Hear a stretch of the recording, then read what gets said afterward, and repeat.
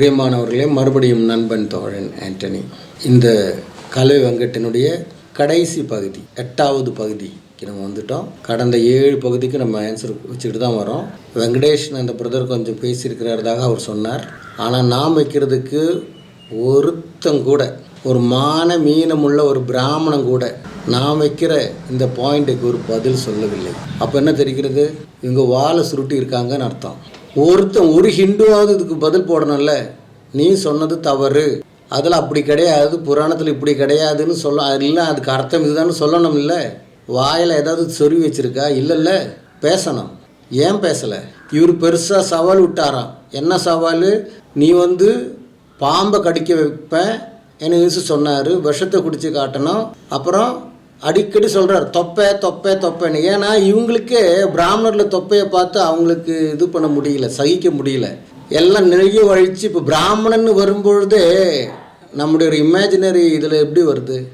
ஒரு குடுமை வச்சு ஒரு பூணூலும் போட்டு ஒரு வேட்டியம் கட்டி பெரிய தொப்பை, 10 மாதம் கர்ப்பிணின்னு சொல்ல முடியாது, 20 மாதம் கர்ப்பிணின்னு சொல்லணும். அந்த மாதிரி தொப்பை வச்சுருக்கிறேன்னா இவன் அவன் தொப்பை குறைக்கிறதுக்குன்னு சொல்கிறான். பாஸ்டர்களுக்கு தொப்பை, எந்த பாஸ்டர்களுக்கு அவ்வளோ பெரிய தப்பு பார்த்தாருன்னு எனக்கு தெரியல. அப்போ அதை குறைக்கணும் ஒரு ப்ரேயரில். அப்படி வரவன் என்கிட்ட வாதாடலாம். உனக்கு நீ அன்றைய விட உனக்கு அடிக்கிறவன். நீ வாட கருத்து எடுத்துகிட்டு வா, கருத்தோட செய்யணுமோ இல்லை, நீ அது செஞ்சு காட்டு அப்படின்னு நீ நம்புறவன் அர்த்தம். நீ தான் ஒரிஜினல் கிறிஸ்டியன் அர்த்தம். ஏன் ஒரிஜினல் கிறிஸ்டியன் இல்லை, அவன் போய் கிறிஸ்தவர்கள் நாஸ்திகனாக இருக்கட்டும். ஏன் நாஸ்திகனுக்கு உன்னோட வாதாடுறதுக்கு உரிமை இல்லையா? நாஸ்திகனுக்கு நீ சொல்கிறத எதிர்த்து நிற்கலாமே. ஏன் தீக்கக்காரங்க வராங்க, நீ சொல்கிற பாயிண்ட் வச்சு அவங்க பேசுகிறதுக்கு நீ இடம் கொடுக்க மாட்டியா? அவங்க தான் நான் கடவுளை நம்புறதில்ல, இயேசுவை நம்புறதில்லை. ஆனால் நீ சொல்கிறது பொய்ன்னு ப்ரூவ் பண்ணுறதுக்கு நாஸ்திகம் வரான், நீ இடம் கொடுக்க மாட்டியா? நீ 6 பேக் பண்ணிட்டு வா. அதாவது எதுக்கு தெரியுமா? நீ அன்றையவரில் ஒன்று கடிக்கிறவன். நீ இதிலேருந்து தெரியுது நீ பக்க பார்ப்பன்னு. மற்றவங்கள தூண்டி விட்டு வேடிக்கை பார்க்கின்ற கூட்டம் நீங்கள். புரியுதா? அப்போ அவர் அப்படி சொல்றார். நமஸ்காரம். பி குருஸ் தமிழ் சார்பாக நான் உங்கள் ஸ்ரீ ஐயர். இன்று நம்முடன் மீண்டும் கலவை வெங்கட் அவர்கள் இணைகிறார். கலவைஜி, இன்னைக்கு நம்ம இது கடைசி எபிசோடு, 8வது episode. Venkatji, over to you. அவர் செகண்ட் கமிங் திரும்ப வர போறேன்னு மிரட்டின்னு இருக்கார். அதுவும் சாதாரணமா வர மாட்டார். வாயில ஒரு கத்தியை வச்சுட்டு வருவார் சார். ஓகே, ஒரு வாழை 2 பக்கம் வச்சுட்டு. நம்ம சென்னையிலாம் அந்த ரவுடி பசங்க பிளேடு வச்சிருப்பான் இல்லையா, வாயில மூஞ்சியில் துப்பிடுவான் இல்லையா, அது மாதிரி இயேசு ஒரு பெரிய கத்திய வாயில வச்சுட்டு மண்டைய சைட்ல ஆட்டிட்டு வருவார். அப்பதானே கொல்ல முடியும். கத்தியால எல்லாரையும் குத்தி கொலை பண்ணி இதெல்லாம் பண்ணுவார். அப்புறம் 5 மாசம் ஹீதன்ஸ், அதாவது கிறிஸ்தவர்கள் அல்லாதவர்களை வன்கொடுமை செய்து 5 மாசம் நம்மளை போட்டு டார்ச்சர் பண்ணிடுவார். அதுக்கப்புறம் படுகொலை செய்து நரகத்துக்கு கொண்டு போயிட்டு இன்னும் டார்ச்சர் பண்ணுவார். இப்போ இதுல ஒரு விஷயத்த, வெளிப்பாடு புத்தகத்துல இருக்கிற ஒரு விஷயத்த அவர் வெளிப்பாடெல்லாம் சொல்லல, அவர் சொல்றாரு. இயேசு கிறிஸ்து வாயில் ஒரு கத்தி வச்சுட்டு வருவாராம். 6 மாசம் இயேசுவை விசுவாசிக்காதவர்களை கொடுமை செய்வார்களாம். இது எங்கேயா பைபிள் எழுதியிருக்கு? இது கடைசி எபிசோடு தானே, அதனால தான் நான் இந்த மாதிரி பேசுறேன். எங்கேயா இது எழுதியிருக்கு? நீ ஒரு நல்ல தாய் தகப்பனுக்கு பிறந்தவனா இருந்தா, சோறு தின்ற பார்ப்பனா இருந்தா, நான் கேட்குற கேள்விக்கு பதில் சொல்லணும். நீ சொன்ன இந்த பாயிண்ட்டு, வாயில கத்தி வச்சுட்டு இயேசு நம்மளை கொடுமைப்படுத்துவார் 5 மாசம்ன்றது எங்கே இருக்கு பைபிளில்? அதை நீ சொல்லணும். சொல்லலைன்னா நீ பக்க ஃப்ராடுன்னு அர்த்தம். புரியுதா? அடுத்தது பார்ப்போம். நீங்க ஒரு நல்ல அருமையான நம்ம சிலப்பதிகாரம், கம்பராமாயணம் இதெல்லாம் எடுத்து பாட்டு எல்லாம் படிச்சுட்டு, திவ்ய பிரபந்தம் எல்லாம் படிச்சுட்டு வந்தா இது குப்பையா இருக்கும் உங்களுக்கு. கம்பர் ராமாயணம் படிச்சுட்டு வந்தா இதெல்லாம் குப்பையா இருக்குமா? கம்பர் ராமாயணத்துல புண்ணாக்கியா இருக்கு. நீ கொஞ்சம் எக்ஸ்பிளைன் பண்ணு கம்பர் ராமாயணம், அதை கொஞ்சம் எக்ஸ்பிளைன் பண்ணு. சாதாரண மனிதர்களுக்கு தேவையான என்ன இருக்கு கம்பர் ராமாயணத்துல? ஒரு தலிதனான கீழ்ஜாதியான சம்புகன் என்றவன் தலைக்கீழாக மரத்துல தொங்கிட்டு இருக்கும் பொழுது, தொங்கிக்கிட்டு அவன் தபஸ் பண்றான், விரதம் இருக்கிறான், தேவலோக சிவனை பார்க்கணும்னு சொல்லிட்டு. அப்போது ஐயர்வாளுங்க வராங்க, இந்த ஃப்ராடுங்க வராங்க, பார்ப்பன ஃப்ராடுங்க ராமர் ராஜ்யத்தில் ராமன் என்ன தாட்சி செய்கிற, எங்களுடைய ஹோமம் மேலோகத்துக்கு எட்ட முடியலன்னு. காரணம் யாருன்னா, ஒரு சூத்திரன் தலைகீழாக தொங்கிட்டு தபஸ் பண்ணிட்டு இருக்கிறான், சந்நியாசம் பண்ணிட்டு இருக்கிறான். அவனாலன்னு உடனே இவர் போகிறார் ரோஷமாக. ராமன் போகிறான், பொண்டாட்டியே நம்பாதவன், பொண்டாட்டியை நெருப்பில் தற்கொலை செய்ய சொன்னவன். இவன் தான் புருஷனுக்கு எக்ஸாம்பிளாக. இவனை மாதிரி புருஷனுக்கு இருந்தால் வாய்க்கும் நாள் உலகம். போகிறான், தேடுறான், ஒருத்தன் தலைகீழாக கிடக்குறான், என்னடா உன் பேர் சண்முகம், என்னடா செய்கிறேன்னா இப்படின்னு ஜாதி கேட்குறேன், ஜாதி சொல்கிறான். உடனே கையில் இருக்கிற பட்டயத்திற்கு தலையை வெட்டுறான். இதுதான் கம்பராமாயணத்தில் வாத்மீ ராமாயணத்தில் இருக்கிறதா? பைபிள் குப்பையா? நீ ஒன்று காட்டாயா? நாங்கள் கிறிஸ்துவர்கள்னு சொல்கிறோம்ல, கிறிஸ்துவனுடைய உபதேசத்தில் ஒரு விஷயத்தை நீ காட்டேன். நீ ஒரு ஆம்பளையாக இருந்தா நீ காட்டணும். இல்லைன்னா எவனாவது ஒரு ஹிந்து காட்டு, இல்லை எவனாவது ஒரு பார்ப்பம் வந்து காட்டு. எந்த நிபந்தனையும் இல்லை. இவனை மாதிரி 6 பேக்கோட வரணும், தொப்பையை கரைக்கணும், பாம்பை கொண்டாந்து கொத்த வைப்பேன், ஒரு நிபந்தனையும் கிடையாது. நீ ஒரு இழவும் செய்யாத. நீ கருத்தை ஜெயிக்கிறதுக்கு வா, கமான், நான் ரெடியாக இருக்கிறேன், வா. அது இல்லாத கம்பராமாயணமா, ஒரு புண்ணாக்கு, சிலப்பதிகாரமா, சிலப்பதிகாரம் சொல்கிறதுக்கு லாய்க்கே கிடையாது. இல்லை, சிலப்பதிகாரம் ஜெயினர்களுடைய கதை, அது உனக்கு எனக்கு சம்பந்தம். அதுக்கு அதை தான் காப்பி அடிக்கிறேன். ஃப்ராடுங்க. இந்த பார்ப்பானுங்களை அடிச்சு கொள்ளணும்னு இவர் சொன்னார் பாருங்க, பெரியார், பக்கா கரெக்ட். அது இவங்க சமூக துரோகிகள். இப்போ 1857 நடந்த யுத்தம், ஆங்கிலேயர்கள் அதை வெறுமன சிப்பாய் கலகம்னு சொல்லுவார்கள். இந்தியாவுடைய முதல் சுதந்திர போராட்டம் அதுதான் யுத்தம். அதுல நான் ஒரு முக்கியமான ஒரு ஆதாரத்தை சுட்டி காமிச்சிருந்தேன். அது ஒரு மதப்போர். யார் யாருக்கு நடந்த போர்? ஒரு பக்கம் கிறிஸ்தவர்கள், இன்னொரு பக்கம் முஸ்லிம்களும் இந்துக்களும் ஒன்றாக சேர்ந்து கொண்டார்கள். இந்துக்களும் முஸ்லிம்களும் சேர்ந்து கிறிஸ்தவர்கள் காஃபீர்கள் என்று சொல்லி அவர்கள் வெள்ளையர்களை கொல்லவில்லை. இதுதான் ரொம்ப முக்கியமானது. கான்பூர்ல இருந்து சிப்பாய்கள் வந்து தில்லியை கைப்பற்றும் போது அங்க இருந்த எல்லாரையும் கேட்கிறார்கள் வெள்ளையர்களை, நீ கிறிஸ்தவனா அல்லது வேறு மதத்துக்கு மாறிவிட்டாயா? இல்ல நான் வந்து முஸ்லீமாவோ ஹிந்துவோ மாறிட்டேன்னா விட்டுடுறா, தொடர்றதே இல்லை, எந்த பிரச்சனையும் கிடையாது. கிறிஸ்தவன் அப்படின்னு சொன்னா அங்கே வெட்டி தள்ளிடுவா. அதே மாதிரி இந்தியர்களும் கிறிஸ்தவ மதத்துக்கு மாறினவர்களை மன்னிப்பே இல்லாம வெட்டி தள்ளினார்கள். இதை பத்தி நான் சொல்லியிருந்தேன். இது வந்து ஒரு மதப்போர். இந்த மதப்போர் நடந்ததுக்கு காரணம் என்ன? ஈஸ்ட் இந்தியா கம்பெனி வந்த காலத்திலேருந்தே பல கொடூரங்கள், இனப்படுகொலைகள் கிறிஸ்தவர்கள் செய்து கொண்டே இருந்தார்கள். முதல்ல என்ன சொல்றார்? வெள்ளையர்களை கொல்லவில்லை, அவர்கள் வெள்ளையர்களை கொல்லவில்லை. இதுதான் ரொம்ப முக்கியமானது. அவர்கள் வெள்ளையர்களை கொல்லவில்லை. இதுதான் ரொம்ப முக்கியமானது. இவர்கள் வெள்ளையர்களை கொல்லவில்லை. கேட்டீங்கல்ல? இப்ப என்ன சொல்றார்? அங்க இருந்த எல்லாரையும் கேட்கிறார்கள் வெள்ளையர்களை, அங்க இருந்த எல்லாரையும் கேட்கிறார்கள் வெள்ளையர்களை, கிறிஸ்தவன் அப்படின்னு சொன்னா அங்கே வெட்டி தள்ளிடுவா. இப்போ அங்க இருந்த எல்லாரையும் கேட்கிறார்கள் வெள்ளையர்களை, நீ கிறிஸ்தவனா அல்லது வேறு மதத்துக்கு மாறிவிட்டாயா? இல்ல நான் வந்து முஸ்லீமாவோ ஹிந்துவோ மாறிட்டேன்னா விட்டுடுறா, தொடர்றதே இல்லை, எந்த பிரச்சனையும் கிடையாது. கிறிஸ்தவன் அப்படின்னு சொன்னா அங்கே வெட்டி தள்ளிடுவா. வெள்ளையர்களை பார்த்து நீ கிறிஸ்தவனா உடனே வெட்டுறாங்க. அப்போ இதில் எது உண்மை? வெள்ளையரில் கொண்டாங்களா கொல்லலையா? இதுலேருந்து தெரியுது இல்லையா இவங்க சொல்கிறதெல்லாம் ஃப்ராடு தானே. முதல்ல இது நம்பர் 1 ஃப்ராடுன்றது தெரியணும். இந்த கதை பிரிட்டிஷ் ஆட்சி அப்போ இல்லை, ஈஸ்ட் இந்தியா கம்பெனி தான் இங்கே ஆண்டு கொண்டிருக்கிறது. ஈஸ்ட் இந்தியா கம்பெனி என்பது இங்கே மிஷினரி வேலை செய்யக்கூடாது என்று எதிர்த்த கம்பெனி. அதுக்கு என்ன ப்ரூஃப்னு சொல்கிறீங்க? வில்லியம் கேரி 1792 இந்தியாவுக்கு வரார். இந்தியாவுக்கு வந்து பெங்கால் வழியாக தான் அன்றைக்கி என்ட்ரன்ஸ். அது அவருடைய விசா கேன்சல் பண்ணியாச்சு. எப்படின்னா அவர் வந்துட்டார், வந்து அடுத்த நாள் பக்கத்தில் இருக்கின்ற ஒரு சர்ச்சை பார்த்தா சர்ச்சுக்குள்ளே போகிறாரு, கதவு தட்டுறாரு. கதவு திறந்த உடனே சாப்ளின் வராரு. வந்த உடனே அவர் இன்ட்ரடியூஸ் பண்ணுற, நான் இந்த மாதிரி வில்லியம் கேரி மிஷினரியாக வந்திருக்கிறேன்னு சொன்ன உடனே, மிஷினரிங்களுக்கெல்லாம் இங்கே வேலை கிடையாது, இங்கே எந்த மிஷன் வேலையும் செய்யக்கூடாது, மதம் மாற்றம் செய்யக்கூடாது, அப்படியே கிளம்பிக்கிட்டு போனார். எப்போ? 1795 பிரியமானவர்கள். இந்த யுத்தம் நடக்கிறது 1857. அன்னைக்கு விக்டோரியா மகாராணி இது டோட்டல் கண்ட்ரோல் கிடையாது. ஈஸ்ட் இந்தியா கம்பெனி தான் நீங்கள் அவங்களுடைய ஆர்மி தான் நீங்கள் ஆட்சி செய்கிறது. அது எங்கே? பெங்கால், வெஸ்ட் பெங்கால், டெல்லி, அவ்வளோதான். மற்ற இடத்துக்கெல்லாம் இன்னும் பரவலை, அவ்வளோ பரவலை. சவுத்துக்கெல்லாம் அவங்க அவ்வளோ வரல. நார்த்துலாம் அதிகமாக அவங்க கிரிப்பாக இருக்கிறாங்க. அப்போது லேண்ட் ரிஃபார்மேஷன் என்ற சட்டத்தை கொண்டு வர்றாங்க, இடத்தை கைப்பற்றுகின்றார். அந்த சட்டத்தை பேஸ் பண்ணிட்டு தான் போர் நடந்தது. ஐயோ எங்கள் இடம் போகிறத, எங்கள் அதிகாரம் போகிறது என்றதெல்லாம் வச்சு போர் நடத்தினாங்க. இது மதத்துக்கு சம்பந்தப்பட்ட போரே அல்ல. இது பிற்பாடு கெட்டி அமைக்கப்பட்ட கதை. ஏன்னா ஒரிஜினலான விஷயம் அங்கே எழுதியாச்சுன்னா ஜனங்க பிற்காலத்தில் இப்போ நீங்கள் செய்கிறது என்ன சரியான்னு கேட்டு இப்போ நம்முடைய இடத்தையும் வித்துட்டு தானே இருக்கிறான். இப்போ மோதின்னு ஒருத்தன் வந்துட்டு பிரதமர் ஆளுட்டு இருக்கிறார்ல, நம்ம இப்போ காங்கிரஸ் ஆட்சியில் உண்டாக்குன பப்ளிக் செக்டர் கம்பெனியெல்லாம் அதானிக்கு விற்று கொடுக்குறாங்கல்ல, இடத்தெல்லாம் விற்று கொடுக்குறாங்கல்ல. ஏக்கருக்கு 1 ரூபா, 4 ரூபா, 10 ரூபான்னு வச்சுட்டு ஆயிரக்கணக்கான ஏக்கர் அம்பானிக்கும் அதானிக்கும் டாட்டாக்கெல்லாம் கொடுக்குறாங்கல்ல. அது அதானிக்கு தான் அதிகமாக கொடுக்குறாங்கல்ல, குஜராத்திங்க தானே அதிகமாக கொடுக்குறாங்க. அப்போ இந்த கேள்வி நம்ம இவங்ககிட்ட கேட்க முடியாது. அதுக்கு இவங்களுக்கு சப்போர்ட்டாக இருக்கின்ற சில ஆட்களை வைத்து இவங்க எழுதப்பட்ட புத்தகங்கள், பழைய புத்தகத்தெல்லாம் மறைக்கிறாங்க.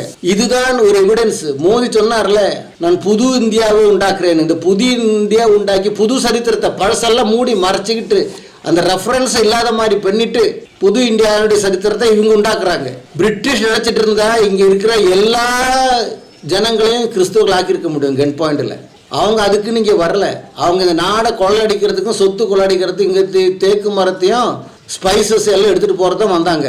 பணம் சேர்க்கறதுக்கு வந்தாங்களே தவிர மதம் பரப்புறதுக்கு பிரிட்டிஷ் இங்க வரவே இல்லை. அது மிஷினரிகள் செய்தார்கள். தங்களுடைய ஜீவனையே பணம் வைத்து அவர்கள் செய்தார்கள்.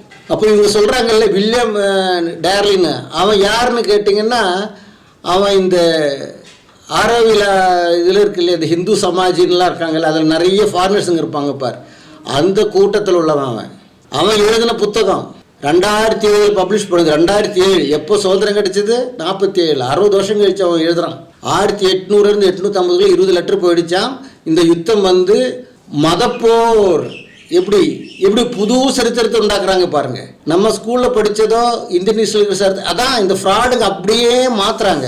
மாத்திட்டு இந்த இந்தியா ஒரு ஹிந்து நாடுன்னு சொல்றதுக்குள்ள வழிக்கு தான் இப்போ இதெல்லாம் அதுதான் இங்க வராங்க. இவங்க அதுக்கு தான் வராங்க. இவங்க மிஷினரிஸ்னாலே ரத்தம் கொதிக்கும். ஏன் கொதிக்கும்? அது இப்போ படிப்படியாக நான் சொல்லிட்டு வரேன் பாருங்க. ஒவ்வொரு பாயிண்ட் நான் சொல்லிட்டு வரேன் பாருங்க. இதுக்கு ஒரு 2-3 எக்ஸாம்பிள் நான் கொடுக்குறேன். நான் போன பாட்காஸ்ட் சொன்ன போல ஒரு பிரிட்டிஷ் அறிஞர் டிலன் சலிவன், அவர் ஆதாரத்தோடு நிரூபித்திருக்கிறார். 1880 1920 வரைக்கும் 40 வருஷங்கள்ல 10 கோடி இந்தியர்களை படுகொலை செய்தார்கள் பிரிட்டிஷ் கிறிஸ்தவ கொலோனிய ஆட்சியாளர்கள். 1880 1920 வரைக்கும் 10 கோடி இந்தியர்களை கிறிஸ்துவ பிரிட்டிஷ் ஆட்சியாளர்கள் எப்படி அந்த பெயர் பயன்படுத்துறாங்க பாருங்க. இது எந்த சரித்திரத்திலும் இல்லையே. 10 கோடி பேரை கொலை பண்ணும்போது வேடிக்கை பார்த்துட்டு இருந்தாங்களா? அன்னைக்கும் இன்னைக்கு மோடி ஆட்சியோட அன்னைக்கு பிரஸ் ஃப்ரீடம் இருந்தது. வெள்ளக்காரன் காலத்துல பிரஸ் ஃப்ரீடம் இருந்தது எழுதுறதுக்கு, இதை விட அதிகமா இருந்தது. இன்னைக்கு மோடியை பத்தி, அமித்ஷா இந்த ஃப்ராடை பத்தி எதுவுமே சொல்லவே கூடாது. உடனே அவன் பேர்ல யூஏபிஏ சட்டம் போகும். யோகி பேர்ல எதுவுமே சொல்லக்கூடாது. சொன்னா யூஏபி போட்டு உள்ள தள்ளிடுவாங்க. அன்னைக்கு அப்படியெல்லாம் கிடையாது. 10 கோடி ஜனங்களை கொல்றது அவ்வளவு ஈஸியா? இந்தியாவில் டோட்டலா இருந்ததே 40 கோடி தானையா? நீ சோறு தின்றியா பீ தின்றியா? நீ இந்தியன் பாப்புலேஷனு 1940 சுதந்திரம் கிடைக்கும் போது வரும் 40 கோடி தான். அப்படி 10 கோடி கொலை பண்ணியாச்சுன்னா 25% கொண்டுட்டாங்களா?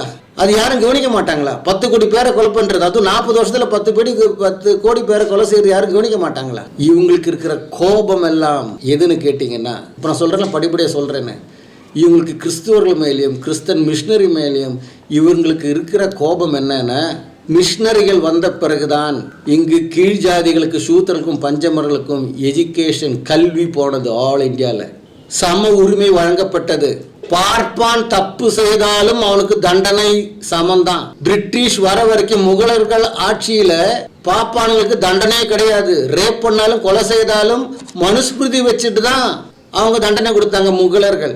பிரிட்டிஷ் வந்த பிறகும் கொஞ்ச நாள் அப்படிதான் இருந்தது. பிரிட்டிஷ் வந்த பிறகு இல்லை, ஈஸ்ட் இந்தியா வந்ததுக்கு அப்புறம் 1793 வில்லியம் ஜோன்ஸ் என்றவர் தான் முதல் இந்திய சட்டத்தை எழுதுறாரு. அப்போ இந்த ஃப்ராடுங்க என்ன பண்ணிட்டாங்கன்னா, இந்த ஐயர் ஃப்ராடுங்க, பெங்காலில் இருக்கிற ஐயர் சிப்புவன் பிராமணர்கள் என்ன பண்ணாங்கன்னா, மனுஸ்மிருதி கொடுத்து இதுதான் எங்களோட சட்டம், இது இப்படி சட்டத்தை எழுதுங்கன்ட்டார். அப்புறம் அது கொஞ்ச நாளாக தான் இருந்தது. 1835-36 அது திருத்தியாச்சு. இல்லை இதுன்னு அது பிராமணர்களுக்குன்னு தனி சட்டம். அதுதான் இவங்களுக்கு வெடிச்சிடுச்சு. நம்மளுடைய உரிமைகள் போகுது. நம்ம ஆண்டுகிட்டு இருந்தோம், இத்தனை நாள் நம்ம நினைச்சது சாதிச்சுட்டு இருந்தோம். எவன் ஆண்டா நமக்கு என்ன? நான் ஒரே ஒரு கேள்வி வைக்கிறேன். இந்தியாவை எப்பயாவது ஒரு ஹிந்து ராஜா அரசாண்டு இருக்கிறாரா? இந்தியாவை ஒருத்தன் பேரை சொல்லு. அப்பனுக்கு பிறந்தவனால ஒரு ராஜன், ஒரு அரசனுடைய பேரை சொல்லு. இந்தியாவை ஆண்ட ஒரு ஹிந்து அரசனுடைய பேர் இந்த கலை வெங்கட் சொல்லணும். இவர் அப்பனுக்கு பிறந்தவனா இருந்தா. இல்ல ஸ்ரீ ஐயர் சொல்லணும். நீ ஒரு தந்தை அப்பனுக்கு பிறந்தவனா இருந்தா நீ சொல்லணும். எந்த ஹிந்து அரசன் இந்தியாவை ஆண்டிருக்கிறான்? ஒருத்தனும் இந்தியாவை ஆளல. ஏன்னா இந்தியா என்பது 600 சில்லற சிற்றரசர்களுடைய நாடா இருந்தது. குட்டி குட்டி அரசர்கள் எல்லாத்தையும் ஒருத்தனும் ஆளல. முகலாயர் கொஞ்சம் இடத்த ஆண்டாங்க. அப்புறம் அங்கங்க ஹிந்துஸ் குட்டி நாடு ஆண்டு அவன் அடிச்சுக்குவான். சிவாஜி யாரோட சண்டை போட்டு அவுரங்கசீப் கூட சண்டை போட்டிருக்கிறாரு. சிவாஜி இல்லையே, இந்துக்களோட சண்டை போட்டிருக்கிறாரு. அது ஒரு அரசனுடைய வேலை தானே. ஏன் நம்ம தமிழ்நாட்டில் வந்தாச்சுன்னா இல்லை பாண்டிய சோழ சண்டை போடலையே, ரெண்டும் தமிழர்கள் தான், ரெண்டும் நீங்கள் சொல்கிற இந்துக்கள் தான். அவங்க சண்டை போடலையா? அரசர்கள் சண்டை போட்டுட்டு இருந்தாங்க. ஈஸ்ட் இந்தியா கம்பெனி இங்கே வந்தது சுவிசேஷத்தை பிரசங்கம் பண்ணும்படி அல்ல. ஈஸ்ட் இந்தியா கம்பெனி இங்கே வந்தது சுரண்டறதுக்கு. அதனால தான் மிஷினரிங்கிட்ட சொன்னாங்க இங்கே மத எல்லாம் பிரச்சாரம் பண்ணாதேன்னு. ஆனால் வில்லியம் கேரி திரும்பி போகவில்லை. வில்லியம் கேரி டச் நாடினுடைய டென்மார்க்கினுடைய விசால தான் இருந்தார். ஒரு பிரிட்டன்ல வில்ஷேர் என்ற சிட்டியில கெட்ரிங் என்ற கவுண்டியில் பிறந்து வளர்ந்தவர் தான் யாரு? William carry. அவர் தான் இந்த ரிஃபார்மேஷன் கொண்டு வருகிறார் எல்லா விதத்திலையும். இப்போ இவங்க கல்வி கொடுக்குறாங்க எல்லாருக்கும். 2000 வருஷம் 1500 வருஷம் இருந்தானே பார்ப்பான். இந்த பார்ப்பன ஃப்ராடுங்க 1500 வருஷம் இருந்தோம், ஒருத்தனுக்கும் ஒரு கல்வி கொடுக்கலையே. பார்ப்பன் மட்டும் தானே படிச்சான். சம்ஸ்கிருதம் படிச்சாதான் உண்டு. ஒரு புண்ணாக்கும் கிடையாது சம்ஸ்கிருதத்துல. போதும். இந்த 8வது எபிசோட்ல ஒரு இழவும் பேசல, இதே தான் பேசிட்டு இருக்கிறான். மிஷினரிகள் அது செய்தார்கள், மிஷினரிகள் இது செய்தார்கள். நீங்க வேணா எல்லாரும் போய் 8வது எபிசோடு பாருங்க, அப்போ உங்களுக்கு புரியும். ஏன்னா நான் சும்மா அதே கேட்டுட்டு இருக்கின்ற அவசியம் இல்லை, நான் பதில் சொல்லிக்கிட்டே வரேன். நான் முடிஞ்சா நான் சொல்றது அதுக்கப்புறம் முடிஞ்சே இருந்தால் நான் போடுறேன். புரியுதுங்களா? அப்போ மிஷினரிகள் செஞ்ச வேலைகள் என்னென்ன? இந்தியாவில் ஒரு மொழிக்கும் இங்கு அகராதி இல்லை, டிக்ஷனரி கிடையாது. ஒரு மொழிக்கும், சம்ஸ்கிருதத்துக்கும் கிடையாது, ஒக்காபுலரி கிடையாது, கிராமர் கிடையாது. எந்த மொழிக்கும் நீங்க படிச்சானா படிக்க காட்டின. தமிழ் அழிக்க பார்த்தார்கள். எல்லா ரீஜனல் லாங்குவேஜஸ், தமிழ், மலையாளம், தெலுங்கு, கன்னடா இப்படி இருக்கு இல்லைங்களா, மராட்டி, மைத்திலி அப்படியே பாஷைகள் இருக்கு பாருங்க. எல்லாத்தையும் அழிக்க பார்த்தான் இந்த பார்ப்பன். எல்லா இடத்துலையும் சம்ஸ்கிருதம் கொண்டு வர பார்த்தான். ஆனா அவன் தான் படிக்கணும், சூத்திரம் படிக்க கூடாது. இந்த சவர்ணர்கள்னு சொல்ல உயர ஜாதியும் பார்ப்பானுங்க தான் படிக்கணும், மற்ற ஆளுங்க படிக்க கூடாது. அப்ப ஏன் அவங்க படிக்க கூடாது அப்படின்னு மிஷினரிகள் பேச ஆரம்பிச்சிட்டாங்க. அப்ப லேண்ட் ரிஃபார்மேஷனுக்கு நடந்த அந்த சண்டையை இவங்களா மாத்திட்டாங்க. ஜனங்களுக்கு இந்த காலத்துல புது இந்தியாவில் இருக்கிறவங்களுக்கு புது விஷயம் சொல்றதுக்கு என்ன ஆக்கிட்டாங்க. இது கிறிஸ்துவர்களுக்கும் இந்துக்களுக்கும் நடுவில் நடந்தது. அவங்க மதம் மாத்துறாங்க. அதனால டெல்லியில போய் கட்டின கிறிஸ்தவனா உடனே விட்டு, இல்ல சார் நான் ஹிந்து ஆயிட்டுன்னு வெள்ளக்காரன் சொன்னா ஆனா விட்டுருவான். எத்தனை வெள்ளக்காரன் ஹிந்து ஆயிட்டான் அந்த காலத்துல? ஒருத்தன் பேர சொல்லியா? ஆனா நான் சொல்றேன் சிப்பவன் பிராமண குடும்பத்தில் பிறந்த இந்தியாவில் முதல் சான்ஸ்கிரிட்ல பண்டிட் என்ற அந்த பதவி கிடைச்ச ஒரு லேடி இருந்தாங்க, பண்டிட் ரமாபாய். இல்லையா, சாவித்ரி ரமாபாய் அவங்களுடைய ஃபுல் பேர். பண்டித ரமாபாய்ன்னுவாங்க. இந்த பண்டித ரமாபாய் யாரு? ஏன் இவங்களுக்கு கொந்தளிக்கு தெரியுமா? பிராமணர்களோட ஃபியூஸே பிடுங்கினது மிஷினரிகள். அதான் விஷயம், வேற ஒன்றும் கிடையாது. என்ன ஃபியூஸ் பிடுங்கணும்னு நான் சொல்றேன். இந்த பண்டித ரமாபாய் சிப்பவன் பிராமண குடும்பத்தில் பிறந்தான. பிராமண குடும்பத்தில் ஹையஸ்ட் குடும்பம் சிப்பவன் பிராமண குடும்பம். அந்த சிப்பவன் பிராமண குடும்பத்தில் பிறந்து வளர்ந்தவங்க தான் பண்டிட் ரமாபாய். அவங்க பேர்ல ஒரு ஸ்டாம்பே இறக்கியாச்சு வாஜ்பாய். புரியுதா? யாருக்கும் தெரியும். எல்லாரும் சேர்ந்து ரமாபாய், பண்டிட் ரமாபாய்ன்றவங்க சிப்பம் பிராமணன் அவ்வளவுதான் தெரியும். ஆனால் அவர்கள் கர்நாடகத்தில் பிறந்தவங்க. அங்கிருந்து காசிக்கு பாத யாத்திரை போறாங்க. யாரு? இந்த ரமாபாயும் ரமாபாயுடைய அப்பாவும் அம்மாவும் சகோதரனும். அப்ப ரமாபாய்க்கு திருமணம் ஆகலை, வாலிப பெண். போயிட்டு இருக்கும் பொழுது ஒரு குளத்துல அவங்க குளிக்கிறாங்க. குளிச்சுட்டு வரும்போது ஒரு தேவியுடைய சிலை கிடைக்குது. அது சொன்னா, ஐயோ இனிமே நீ தான் போய் எங்களுக்கு தேவின்னு சொல்லிட்டு இவங்களை கடவுளை போல பார்க்க ஆரம்பிச்சிட்டாங்க. யார? இந்த பண்டித ரமாபாயை. அவங்க சான்ஸ்கிரிட் ஸ்காலர் அவங்க. ஆனா சிப்பவன் பிராமணர்கள் என்னன்னா, சிப்பவன் பிராமண குடும்பத்தில் தான் சாப்பிடுவாங்க. அவங்க அந்த அளவுக்கு அன்டச்சபிலிட்டி பார்க்குறவங்க. சாதா பிராமண குடும்பத்தில் சாப்பிட மாட்டாங்க. அப்போ பாத யாத்திரை போகும்பொழுது எங்கே சாப்பாடு கிடைக்கும்? அப்போ ஒரு நாள் இந்த ரமாபாய் என்ன பண்ணுறாங்க, கையில் கிடைச்ச அந்த தேவியுடைய அந்த முன்னாடி, எங்களுக்கு சாப்பாடு இல்லை, பட்னியாக இருக்குது, எங்களுக்கு சாப்பாடுல வழி பண்ணு அப்படின்னு ப்ரேயர் பண்ணுறாங்க. பண்ணி பார்க்குறாங்க, எங்கேயாவது ஒரு சிப்பம் பிராமண குடும்பத்தை கிடைக்கும். நடந்துட்டு போகும்போது, ஏன்னா தெரிஞ்ச வீட்டுக்கு போகிறது இல்லையே, அப்படியே போகும்போது அப்போ அந்த வீட்டில் கொஞ்சம் சாப்பிடுவாங்க, கொஞ்சம் சாப்பிட எடுப்பாங்க. ஆனால் தாக்கு பிடிக்க முடியல. அந்த வாரணாசி கங்கா போய் சேரத்துக்குள்ள அப்பாவும் சத்தாச்சு பட்டினியில், அம்மா சத்தாச்சு பட்டினியில், தன்னுடைய சகோதரன் சத்தாச்சு. இப்போ என்ன, எதுக்கு இந்த விஷயம்? இது ஒரு கடவுளா என்ற சிந்தனையில் இருக்கும் பொழுது தன்னுடைய வாழ்க்கையே அவங்க தொலைக்க பார்க்குறாங்க. அப்போ ஒரு அமெரிக்கன் கிறிஸ்டியன் மிஷினரி லேடியை மீட் பண்ணுறாங்க வாரணாசியில். மீட் பண்ணி கிறிஸ்துவ பற்றி போதிக்கிறாங்க பண்டித ரமாபாய்க்கு. அன்னைக்கு அவங்களுக்கு வயசே வெறும் 21 வயசு. அவங்களுக்கு 18 வயசில் பிரயாணம் ஸ்டார்ட் பண்ணுறாங்க. அப்புறம் அவங்க நல்லா புரிஞ்சுக்கிறாங்க. இவங்க நல்ல எஜுகேட்டட் லேடி தானே பண்டித ரமாபாய். அங்கே இருந்து அமெரிக்காவுக்கு போகிறாங்க, உலகத்தை பார்க்குறாங்க, கிறிஸ்டியானிட்டியை பார்க்குறாங்க. ஏற்கனவே இவங்க இயேசு ஏற்றுக்கிட்டவங்க, இனிமேல் கிறிஸ்துக்காக நான் வாழணும்னு சொல்லி இந்தியாவுக்கு வராங்க. இந்தியாவுக்கு வந்து பூனேல முக்தி மிஷன் ஆரம்பிக்கிறாங்க. இன்றைக்கும் அந்த முக்தி மிஷன் பூனால இருக்கு. 200 ஏக்கர் இருக்கு அவங்க முக்தி மிஷனுக்கு. ஆயிரக்கணக்கான விதவைகள் இன்னைக்கும் இருக்கிறாங்க. அந்த முக்தி மிஷன் ஆரம்பிச்சு, அந்த முக்தி மிஷன் எதற்காக ஆரம்பிச்சது? அதே நேரத்தில் தான் இங்க வில்லியம் கேரி பெங்காலில் வந்து புரட்சி ஆரம்பிக்கிறார். எப்படி புரட்சி ஆரம்பிக்கிறார்? ஒரு நாளைக்கு வில்லியம் கேரி ஒரு மரத்துக்குள்ள மத்தியான வேளையில உட்காந்துட்டு இருக்கார் நிழல்ல. ஒரு 12 வயசு பெண்ணு ஓடிட்டு வரா. காப்பாத்துங்க காப்பாத்துங்க காப்பாத்துங்கன்னு சொல்லி வில்லங்கேரியை வந்து பிடிச்சாச்சு. வில்லங்கேரி அந்த அந்த பொண்ணை பிடிச்ச அப்படியே அணைச்சி பிடிச்சாச்சு. என்ன விஷயம்னு பார்த்தா பின்னாடி ஆளுங்க துரத்திட்டு வராங்க. எனக்கு கொடுக்காதீங்க, விட்டுறாதீங்க விட்டுறாதீங்கன்னு இவரும் விடலை, அணைச்சி பிடிச்சிட்டு இருக்கிறாரு. என்ன விஷயம்னு பார்த்தா அவங்க வந்து அந்த அந்த பொண்ணை விடு, அந்த பொண்ணை விட்டு கொடுன்றாங்க வில்லியம் கேரி கிட்ட. எதுக்கு, என்ன விஷயம்? இல்லை விட்டு கொடு, நீ இதில் தலை போடாத, நீ வெளிநாட்டில் உள்ளவன், உனக்கு தெரியாது, இது எங்களுடைய மதாச்சார சடங்கு, விட்டு கொடுன்னு சொல்லிட்டு இவர் ஒரு ஆள், அவங்க 100கணக்கான ஜனங்க இருக்கிறாங்க. எல்லாரும் சேர்ந்து இவர்கிட்ட இந்த பொண்ணை பிடிக்கிட்டு போயிட்டாங்க. வில்லியம் கேரி பின்னாடி போறார். அவருடைய முதல் அனுபவம், பின்னாடி போறார். இது பெங்காலில் நடக்குது இந்த விஷயம். பின்னாடி போய் ஒரு வீட்டுக்குள்ள போறாங்க. போனா அங்க 85 வயசான ஒரு கிழவன் சத்து கிடக்குது.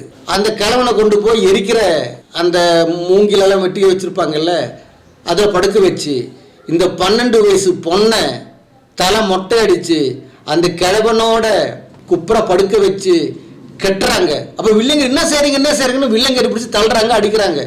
அப்புறம் அப்படியே நெய்யை ஊற்றுறாங்க. நெய்யை ஊற்றி ஊற்றி ஊற்றி ஊற்றி இந்த குழந்தைக்கு 12 வயசுக்கு கேட்ட என்னன்னா, அந்த 85 வயசு கிழவனுடைய மனைவி தான் அந்த 12 வயசு பொண்ணு. யோசிக்கணும். கொஞ்சம் பேசுகிறேன், நீங்கள் கேளுங்க. ஏன் இந்த பார்ட்னர்களுக்கு இந்த எரிச்சல்ன்றதுக்கு நான் சொல்கிறேன். கொஞ்சம் இதை கொஞ்சம் பரப்புங்க எல்லார் இடத்துலையும். அப்போது நெய்யை ஊற்றுறாங்க. வில்லங்கரி பார்த்துட்டே இருக்கிறார். அப்படியே அதுக்கு மூச்சு முட்டி இருக்கும், மயக்காய் இருக்கும். ஏன்னா காதுலையும் மூக்குலையும் வாயிலையும் ஓடி போய் கட்டுறாங்கல்ல, கெட்டி நெய்யாக ஊற்றி ரொப்பிட்டாங்க. அப்போவே மூச்சு முட்டி சத்து இருக்கும். அதுக்கப்புறம் டான்ஸ் ஆடி ஸ்லோகம் சொல்லிட்டு அதை எரிக்கிறாங்க. உயிரோட ஒரு 12 வயசு பெண்ணை எரிச்சிட்டு சொல்கிறாங்க அது சத்தி தேவதை ஆயிட்டான்னு. 85 வயசு ஆளுக்கு 12 வயசு பொண்ணு மனைவி. அந்த கல்யாணம் பண்ணி 4 நாள் இருந்தாலும் சத்திருப்பார் கிழவன். இந்த கொடூரம் நடந்திருக்கு இந்தியாவில், நடந்துட்டு இருந்தது சத்தின்னு என்ற பெயரில். அன்றைக்கு இரவெல்லாம் வில்லியம் கேரி தூங்கவில்லை. இதற்கு ஒரு வழி உண்டாக்கணுமே ஆண்டவரே அப்படின்னு அவர் அதுக்குள்ள ஒற்றையாள் பட்டாளன்னு சொல்கிறது போல் அவர் ஆரம்பித்து பிரிட்டன் லெட்டர் எழுதுகிறார். இந்த மாதிரி நடக்குது அப்படின்னு. அவங்க சொன்னாங்க, நீ மூடிக்கிட்டு இருக்கு, உன்னை எவன் போக சொன்ன இந்தியாவுக்கு, நீ இப்போ இருக்கிறது டென்மார்க் பாஸ்போர்ட்டில், அதனால் உங்களை நாங்கள் ஒன்றும் செய்ய மாட்டோம், நீ வேலையை பாரு, அது அவங்களுடைய மத சம்மந்தப்பட்ட விஷயம் நம்ம தலை போடக்கூடாதுன்னுட்டாங்க. இதுதான் பதில் வந்தது. எப்படி இருக்கும்? ஆனால் வில்லியம் கேரி விடலை, தொடர்ந்து போராடிட்டு இருந்தார். அப்புறம்தான் ஆர்த்தர் வெஸ்லி என்றவர் இந்தியாவினுடைய கவர்னராக வரார், கவர்னர் ஜெனரலாக வரார். அப்போ ஈஸ்ட் இந்தியா கம்பெனி தான் வந்துட்டு வில்லியம் கேரியை கூப்பிடுறார். ஆமாம், நீ என்ன மத மாற்றமெல்லாம் பண்ணுறியாமே, இது வந்து கியூனுக்கு பிடிக்கல, நீ இனிமேல் செய்யாதேன்னு. அப்போ அவர் இல்லை சார் சொல்லிவிட்டு அவர் ஒரு விஷயத்தை கொடுக்குறார். நான் வந்து வெறும் பைபிளை மாத்திரம் டிரான்ஸ்லேட் பண்ணலை, பாருங்கள் ராமாயணத்தையும் டிரான்ஸ்லேட் பண்ணியிருக்கிறேன், இவங்களுடைய வேதங்கள் ரிக்வேதம் சாம யஜுர்வேதம் நான் டிரான்ஸ்லேட் பண்ணியிருக்கிறேன், இவங்களுடைய பகவத்கீதை டிரான்ஸ்லேட் பண்ணியிருக்கிறேன், நான் வந்து இந்த கிறிஸ்டியன் பைபிளையும் அவங்கள்ட்ட பாஷை டிரான்ஸ்லேட் பண்ணியிருக்கேன்னு சொன்னப்போ ஆர்த்தர் வெஸ்லிக்கு ரொம்ப சந்தோஷமாயிடுச்சு. ஓ, இவ்வளோ ஞானியா நீ, தெரியலையப்பா, உன்னை பற்றி இப்படி தான் எனக்கு தகவல் வந்து கியூன்கிட்ட இருந்தேன். இல்லை சார், சரி அப்போ நான் இன்னும் ரிஃபார்மேஷன். ஆனால் இவர் வந்து கிறிஸ்துவ விசுவாசத்துக்கு எதிரி. ஏன்னா இவங்களாம் அரசியல் தானே, இவங்களுக்கு நோக்கமே சுவிசேஷம் கிடையாது. இப்போ கவர்னர் ஜெனரல்லாம் விசுவாசியாக இருக்கணுன்ற அவசியம் கிடையாது, பேர் தான் வெஸ்லி ஆர்த்தர்னு. அவன் பாட்டுக்கு ஜாலியாக இருக்கிறான். இன்றைக்கி இருக்கிறாங்கல்ல கிறிஸ்துவ பேர் கொண்டவங்க, கிறிஸ்துவ இருக்கிறாங்க இல்லையே, அதே தான் அன்னைக்கும். அப்போது இவருக்கு ஆனால் ரிஃபார்மேஷனை விரும்புகிறவர், புரியுதுங்களா, மாற்றத்தை கொண்டு வரவன்னு விருப்பம் உள்ளவர் இவர். அப்போ வில்லியம் கேரி ஒரு லெட்டர் எடுத்து போய் கொடுக்குறார். சார், நான் வந்த நாளிலிருந்து வெறும் பெங்காலில் நான் பார்க்கும்பொழுது கடந்த 1 வருஷம் நான் வந்த நாளிலிருந்து இங்கே ஒரு விஷயத்தை நான் நோட் பண்ணேன். சத்தி என்ற விஷயம், கணவன் இறந்தால் மனைவியை உயிருடன் அதில் கொளுத்துறாங்க. அப்போது ஆர்த்தர் வெஸ்லிக்கு என்னாச்சு, ரொம்ப அதிர்ச்சி. என்ன சொல்கிற நீ? ஆமாம், கடந்த 1 வருஷம் நான் எடுத்த ஒரு ஸ்டேட்மெண்ட் தரேன் உங்களுக்கு. பாருங்கன்னு சொன்னப்போ 328 ஸ்திரீகளை, அதே ஸ்திரீகள் சொல்ற 40-50 வயசு இல்லை, எல்லாம் 12, 14, 16, 18 வயசு. ஒரு சிலர் தான் 30-35 வயசு. டோட்டல் பெங்காலில் அன்னைக்கு உயிருடன் கொளுத்திருக்காங்க. ஐயோ இது ரொம்ப அநியாயமாச்சே அப்படின்னு சொல்லிட்டு ஆர்த்தர் வில்லியம் வந்து குவீன் விக்டோரியாவுக்கு லெட்டர் எழுதுறார். அப்புறம் காலங்கள் கிடையாது, 2-4 வருஷம் 4-5 வருஷம் கடந்து போகுது, எந்த பதிலும் கிடையாது. அப்புறம் ஆர்த்தர் வில்லியம்ஸ் வெஸ்லி இங்கேருந்து போய் அந்த இடத்துக்கு வர்றார். பென்டிங்ட் என்ற பிரபு, லார்ட் பென்டிங்ட். சென்னையில் ஒரு ஸ்கூல் இருக்கும், பென்டிங் ஸ்கூல்னு ஒரு கேர்ள்ஸ் ஸ்கூல் இருக்கும், அந்த அவருடைய பேர் தான் அது. அப்போ அந்த பென்டிங்ட் வர்றார். அவர் வந்து வில்லியம் கேரியை கூப்பிடுறார். ஏன்னா வில்லியம் கேரிக்கு ஆர்த்தர் வெஸ்லி என்றவர் ஒரு பதவி கொடுக்குறார். என்ன பதவி? கவர்மெண்டினுடைய எல்லா இங்கிலீஷ் ஆர்டர்களையும் சட்டங்களையும் நீ என்ன பண்ணுற, பெங்காலிலையும் ஹிந்தியிலையும் சான்ஸ்கிரிட்லையும் டிரான்ஸ்லேட் பண்ணு அப்படின்னு சொல்லிட்டு டிரான்ஸ்லேட் பண்ணக்கூடிய ஒரு டிரான்ஸ்லேட்டர் என்ற ஒரு பதவி கொடுக்குறார். அவர் ஏற்கனவே ஊழியம் பண்ணுறார், அதெல்லாம் ஒரு பக்கம். பைபிள் டிரான்ஸ்லேட் பண்ணுறார். இந்தியாவில் இருக்கின்ற 27 மொழியில் ஃபுல் பைபிள் டிரான்ஸ்லேட் பண்ணியிருக்கிறார். கிட்டத்தட்ட 87 மொழியில் புதிய ஏற்பாடு டிரான்ஸ்லேட் பண்ணியிருக்கிறார். அவரும் அவருடைய டீமும் சேர்ந்துட்டு சாதாரணமான இல்லை. பார்ப்பன் ஆண்டி நீ என்ன செஞ்ச பொதுமக்களுக்கு, கல்விக்கு நீ என்ன புண்ணாக்கு புடுங்கின, நீ சும்மா இல்லை. பிரியமானவர்களே, பார்ப்பன்களுக்கு மிஷினரி மேலே வெறுப்பும் கோபமும். ஏன்னா தங்கள் கையில் வச்சிருந்த எஜுகேஷன், தங்களுடைய அந்த பதவி பெருமை, எல்லாரும் நம்மளை பட்ட சாமியை நிற்கிற எல்லாத்தையும் தூக்கி போட வச்சவங்க தான் மிஷினரிகள். அதனால தான் பார்ப்பனங்களுக்கு வெறுப்பு. அப்புறம் அப்போ அந்த பதவியில் இருக்கிறதுனால பென்டிங்ட் பிரபு இவரை அதே பதவியில் வச்சிருக்கிறார், வில்லியம் கேரியை. இதுக்கடையில் வில்லியம் கேரி வெஸ்லி ஆர்த்தர் இங்கே இருக்கும் பொழுது ஸ்ரீராம்பூர் என்ற ஒரு இடத்துல முதல் இண்டிஜீனியஸ் காலேஜ், இந்தியர்களுடைய காலேஜ்னு ஆரம்பிச்சிருக்கு ஃபஸ்ட்டு இன் இந்தியாவில். ஸ்ரீராமபுரம், அதான் ஸ்ரீராம்பூர் செனட்னு சொல்லுகின்ற ஸ்ரீராம்பூர் யூனிவர்சிட்டி. இன்றைக்கும் அது ஒரே ஒரு யூனிவர்சிட்டி தான் கிறிஸ்துவ யூனிவர்சிட்டியாக இருக்குது. அதாவது பிடிஹெச் பிடி படிக்கிறவங்களுக்கு இன்றைக்கும் கல்கட்டாவில் இருக்க ஸ்ரீராம்பூர் என்ற இடத்துல இருக்கின்ற ஸ்ரீராம்பூர் செனட் என்ற அந்த காலேஜ், தியோலஜிக்கல் காலேஜ், அதுதான் முதல் காலேஜ். அந்த காலேஜில் படித்து வந்தவங்க தான் ஜோதிராவ் பூலே என்றவர், அவருடைய மனைவியும் எல்லாம் அந்த காலேஜில் படித்தவங்க. அவங்க ஸ்கூலிங் எங்கே முடித்தாங்க? முக்தி மிஷன் ஆரம்பித்தாங்கல்ல இந்த பண்டித் ரமாபாய், அங்கே தான் ஜோதிராவ் பூலே படித்தார். அவங்க தான் முதல் இந்தியாவில் பெண்களுக்குன்னு ஸ்கூல் ஆரம்பிக்கிறாங்க. புரியுதுங்களா? அதாவது நார்த் சைடில் சொல்கிறேன், சவுத்தில் ஆல்ரெடி இருக்குது. அப்போது இந்த காலேஜ் ஃபேமஸ் ஆகிட்டே இருக்குது. பெரிய ஆட்களெல்லாம் அங்கே வந்து படிக்கிறாங்க. ஒரு ஸ்கூல், பள்ளிக்கூடம், ஒரு காலேஜ் பொதுமக்களுக்குன்னு இந்த பார்ப்பான்ற ஆண்டர் 1200 வருஷத்தில் ஆரம்பிக்கலை. சரி, நம்ம வேறு டாபிக் அது வருவேன். நான் அந்த டாபிக் நான் வரேன். அதுக்கு பிறகு பென்டிக்ட் பிரபு ஒரு நாளைக்கு ஒரு லெட்டர் கொடுக்குறார், கங்க்ராச்சுலேஷன் சொல்லிட்டு.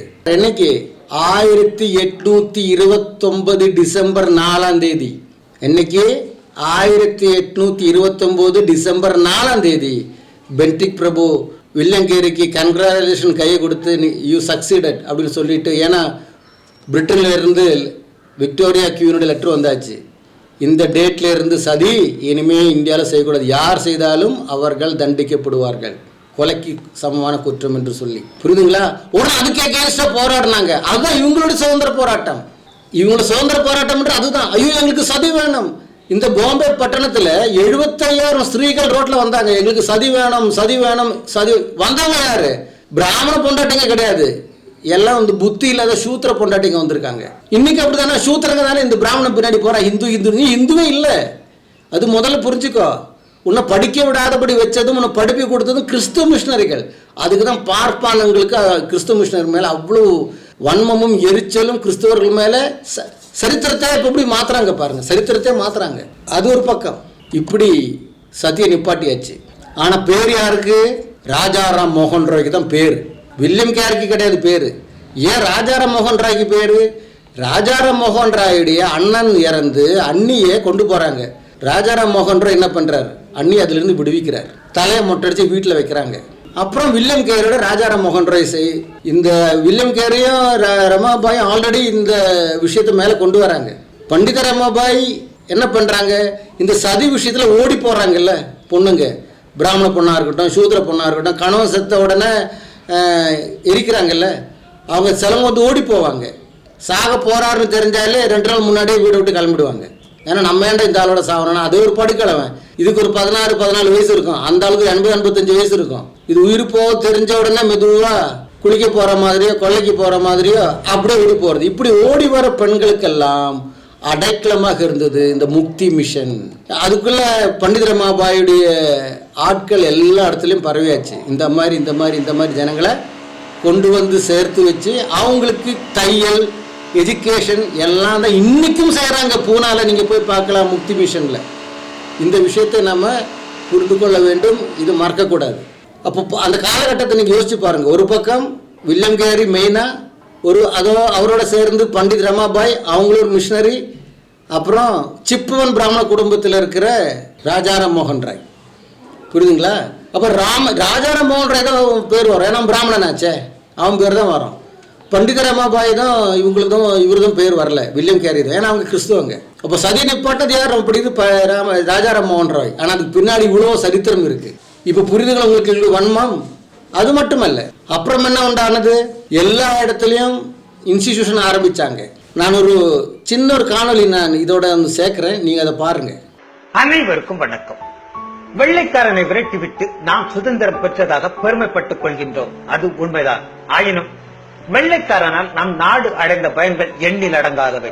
அதை பற்றி இந்த வீடியோவில் நாம் பார்ப்போம். பிராமணனுக்கு மட்டுமே கல்வி கற்க உரிமை உண்டு எனவும், சத்திரியனுக்கு மட்டுமே நிலம் மற்றும் அரசனாக உரிமை உண்டு எனவும், வைசியனுக்கு மட்டுமே வியாபாரம் செய்ய உரிமை உண்டு எனவும், சூத்திரன் இவர்களுக்கு அடிமையாக இருந்து வேலை செய்ய வேண்டும் எனவும் இருந்த இந்து மனு தர்ம சட்டத்தை பிரிட்டிஷார்கள் ஏற்றுக்கொள்ளாமல், சட்டம் என்றால் அனைவரும் சமமாக இருக்க வேண்டும் என்ற அடிப்படையில் 1773ஆம் ஆண்டு பிரிட்டிஷ் அரசு சட்டத்தை எழுதத் தொடங்கியது. அதன் விளைவாக சத்திரியர்கள் மட்டுமே சொத்து வைத்துக் கொள்ள உரிமை இருந்ததை 1795ஆம் ஆண்டு அனைவரும் சொத்தை வாங்கிக் கொள்வதற்கான உரிமை வழங்கப்பட்டது. 1804 பெண் சிசு கொலை தடுப்புக்கான அரசாணை வெளியிடப்பட்டது. 1813 கொத்தடிமைகள் ஒழிப்பு சட்டம் கொண்டு வரப்பட்டது. பிராமண பெண்ணை கெடுத்த சூத்திரன் கொல்லப்பட வேண்டும். இந்து மனு சட்டம் 7-374-375.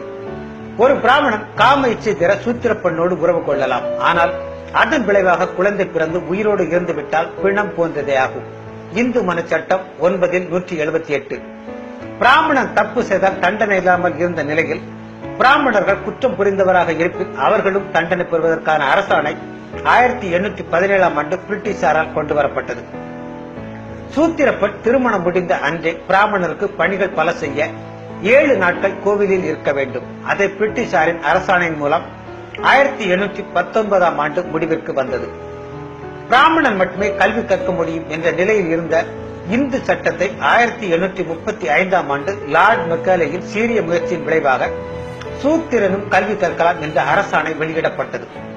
சூத்திரனுக்கு முதலில் பிறக்கின்ற ஆண் குழந்தையை கங்கா நதியில் தள்ளிவிட்டு கொள்ள வேண்டும் என்ற கங்காதானத்தை 1835இல் பிரிட்டிஷாரின் அரசாணை முடிவிற்கு கொண்டு வந்தது. 1835ஆம் ஆண்டு சூத்திரர்கள் நாற்காலியில் உட்கார்வதற்கான அரசாணை கொண்டு வரப்பட்டது.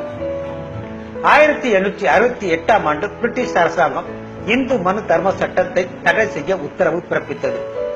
கணவன் இறந்தால் அவன் மனைவி உடன்கட்டை ஏறும் சட்டத்திற்கு முற்றுப்புள்ளி வைத்ததும் பிரிட்டிஷ் அரசுதான். இந்தியாவை மட்டும் பிரிட்டிஷார்கள் ஆளவில்லை என்றால் சூத்திரர்களுக்கு கல்வி இல்லை. சூத்திரனின் அடிமை சங்கிலியை உடைத்த பிரிட்டிஷாரின் நற்பணிகளை நன்றியுடன் நினைவு கூறுவோம். கொஞ்சம் அவசரப்பட்டுத்தான் சுதந்திரம் வாங்கிவிட்டோம். இன்னும் ஒரு 50 வருடங்கள் கழித்து வாங்கியிருக்கலாம். மண்ணுக்கு மட்டுமே சுதந்திரம் வாங்கினோம், மக்களுக்கு வாங்க தவறிவிட்டோம். இப்ப கேட்டீங்களா, அது ஒரு சின்ன ஒரு விஷயம்தான். இதெல்லாம் பிரிட்டிஷ் மிஷனரி மூலமாக பிரிட்டிஷ் இடத்துல சட்ட ரீதியாக போராடி வென்று கிடைச்ச சுதந்திரம். இது எல்லாருக்கும் சமத்துவம், சட்டம் எல்லாருக்கும் ஒன்று. அது பாப்பானுக்கு சகிக்க முடியல. இத்தனை நாளும் ராஜா மாதிரி வாழ்ந்துட்டு இருந்தான். உங்களுக்கு ஒரு விஷயம் தெரியுமா, பஞ்சமர்கள் நெய் சாப்பிடக்கூடாது, மோரும் தயிரும் சாப்பிடக்கூடாது. அதுதான் நம்முடைய இந்தியாவா இருந்தது. நம்ம இந்தியாவில் பல இடங்கள்ல இருந்த விஷயத்த சொல்றேன். அதுவும் அதிகமாக அது வந்து கேரளா அந்த அந்த அந்த ரூட்டு பார்த்தீங்கன்னா எல்லாத்துக்கும் வரி இருந்தது.